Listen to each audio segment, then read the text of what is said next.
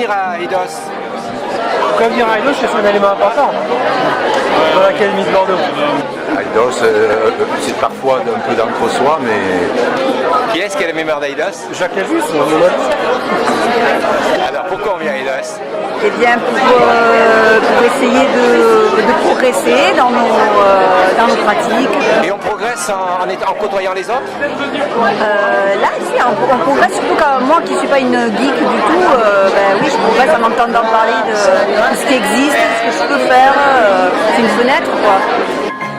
Apprendre des trucs. Si, alors à Eidos, qu'est-ce que je viens faire? Je viens y trouver énormément d'inspiration, énormément d'enthousiasme, faire quelques interviews aussi, un petit peu comme vous, il me semble, Monsieur Tram, et puis découvrir quelques nouveautés dans le domaine du numérique éducatif. Je viens rencontrer des collègues curieux, qui ont envie de collaborer, d'échanger, et présenter un atelier qui va mettre en avant un site créé par mes étudiants de master de DFLE, sur lequel tous les enseignants pourront prendre des petites capsules qui pourraient éventuellement aider les élèves allophones qui débarquent au collège en pleine année, et pour lesquels on n'a pas forcément beaucoup de temps quand on est enseignant de discipline.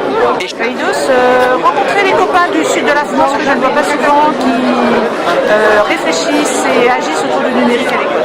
Ah bon, donc les copains c'est important, le numérique tout autant. Ah, mais les deux sont importants parce qu'on s'enrichit, on s'échange des idées, on prend des infos, on reprend contact et l'humain est très important évidemment. C'est quoi ça, la troupe de Margot, J'irai où tu iras? Expliquez-moi. C'est notre projet, alors Gigi c'est notre mascotte. Oui. Pourquoi On a faut-il... un projet de faire voyager des petites figurines de licorne partout dans le monde. Vous c'est qui? Alors nous nous quatre. c'est nous quatre. Donc, 4 étudiants de l'ESP. Alors 4 étudiants de l'esprit. En fait, c'est un projet qui est lié au Créatan de l'année dernière et qu'on vient donc présenter aujourd'hui à Eidos dans les interventions de la promo. Donc vous êtes tous futurs enseignants. Tous, voilà, sauf Oscar, notre camarade. Très bien. Et le numérique c'est essentiel? Ah bah oui, alors, déjà parce que ça prend de plus en plus de place dans les programmes, mais également dans la vie de l'enseignant. Dominique, est-ce que tout est prêt? Tout est prêt. Tout est prêt. On est un énorme travail d'équipe, on est formidable. L'amphi sera plein? L'amphi sera Combien de personnes sont attendues? 530 inscrits, on a dû refuser des inscriptions parce qu'on ne pouvait plus assurer. Voilà, Énorme succès. très très grand succès. 2 verbes. Échanger, partager, c'est ça? Très bien. Donc membre de l'équipe du staff, là, organisateur, les problèmes matériels sont réglés? Bonjour Véronique Lipsos Salnave. Bonjour. Vous êtes vice-présidente du conseil départemental des Pyrénées-Atlantiques. Oui, tout à fait. Et vous avez en charge, je crois, l'éducation et la jeunesse? Absolument, oui, c'est ma délégation. Oui. Nous allons parler du numérique puisque nous sommes à Eidos 64 Oui. avec un thème, le jeu. Mais avant peut-être d'aborder ce sujet, j'aimerais peut-être voir avec vous, vous vous occupez de l'école, donc du collège? Absolument, pour ce qui est du du département, collège, mais oui. également de la jeunesse. Oui. La jeunesse, ce sont les futurs citoyens demain.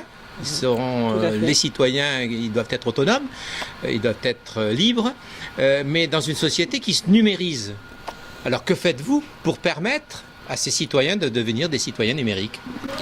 Alors tout d'abord, au niveau du collège, nous avons une politique très importante d'équipement des collèges en outils numériques, afin de permettre justement à tous ces collégiens d'avoir une égalité de chance quant à l'accès au numérique et aux apprentissages numériques, et permettre aux enseignants de développer toutes sortes de projets et de pédagogie accompagnés dans le numérique. Mais nous avons également un souci, c'est d'en faire, comme vous l'avez dit, de futurs citoyens responsables et suffisamment informés. Et donc, nous menons des actions éducatives en lien avec le numérique qui ont trait aux usages. Nous n'avons pas peur du numérique puisque nous le développons dans les collèges et nous incitons les collégiens à s'emparer de ces outils, mais nous souhaitons qu'ils soient parfaitement conscients des enjeux à la fois du numérique, et on ne peut plus vivre dans cette société sans être connecté, sans avoir Internet, sans savoir travailler avec des outils numériques, mais on doit être suffisamment averti pour éviter ce qu'on pourrait appeler les dangers du numérique, qui sont plus sensibles pour ces jeunes en formation. Donc nous développons des actions par rapport d'un côté arriver par exemple à déceler les fake news par exemple. Mais l'éducation nationale fait aussi beaucoup de pédagogie à cet égard, mais nous aussi nous avons des actions dans ce domaine, mais également par rapport aux dangers, eh bien le harcèlement sur internet, l'excès d'écran, ce type d'action.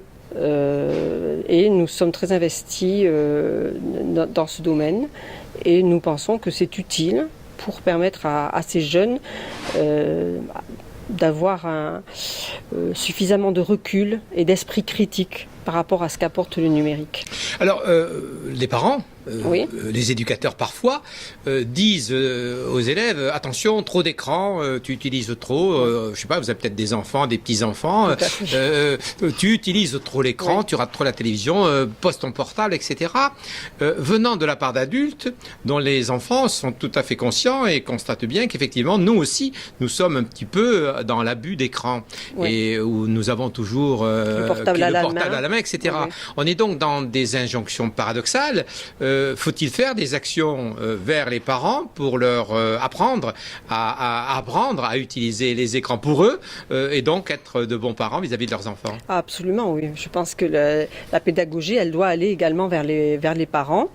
Je pense que dans le cadre des actions qui sont menées à la fois par l'éducation nationale, à la fois par le département, dans les collèges, les parents sont également touchés et atteints par ces informations et le fait qu'ils doivent eux-mêmes réfléchir à leur propre attitude vis-à-vis du numérique.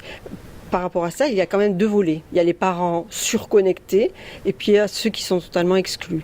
Et nous sommes très sensibles au département par rapport à ce problème. Et nous avons des collèges qui se sont ouverts, d'ailleurs d'initiative pas forcément du département, parfois des collèges eux-mêmes, des principaux, qui se sont ouverts aux parents pour d'un côté qu'ils aient conscience de l'utilité du numérique, mais également leur apprendre à utiliser Internet, un ordinateur, un écran, une tablette, pour qu'ils soient quelque part aussi au même niveau que leurs enfants. Parce que vous le savez très bien aussi, le savoir utiliser un portable, Internet, c'est quelque part pour un jeune avoir un certain pouvoir. Si les parents ne sont pas au même niveau de connaissance, ça peut poser des problèmes de relations, d'inversion de rôle dans les familles.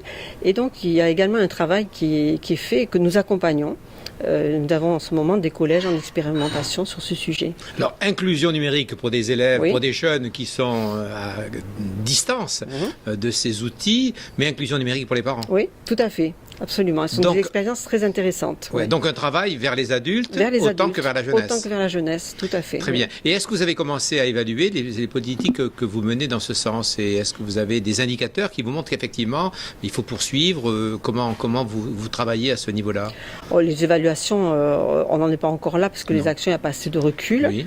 Mais elles se feront évidemment au fil du temps. Mais nous sommes partis de constats.